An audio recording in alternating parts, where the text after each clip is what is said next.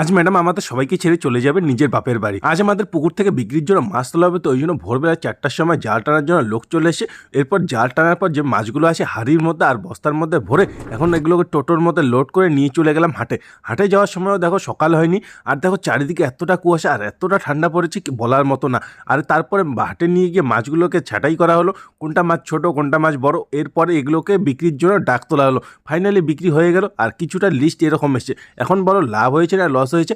আর বাড়িতে খাবারের জন্য কিছু মাছ রেখেছিলাম, তো মাছ ভাজা দিয়ে ফটাফট আগে রুটি খেয়ে নিলাম। আজ ম্যাডামের বাড়ি থেকে কিছু লোক আসবে, তো ওই জন্য দুবার মিলে রান্না শুরু করেছে, তো আমিও একটু টুকটাক হেল্প করে দিলাম। এর মধ্যে দেখো মাংস রান্না কমপ্লিট হয়ে গেছে, আর বাকি সব কিছু অলমোস্ট কমপ্লিট। তো আমি ফটাফট টেস্ট করতে শুরু করলাম। সত্যি রান্না তো খুব ভালোই হয়েছে। তো ফটাফট আমি আগে স্নান করে নিলাম, স্নান করে এখন বাইক নিয়ে চলে গেলাম মিষ্টি আর মিষ্টি দই কেনার উদ্দেশ্যে।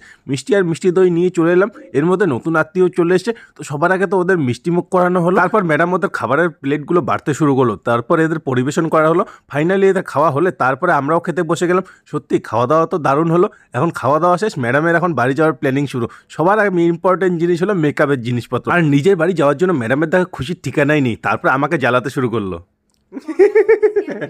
এরপর আস্তে আস্তে এখন বাড়ির দিকে রওনা দেওয়ার টাইম। কান্নাকাটি করবো না, কান্নাকাটি করা লাগবে তো।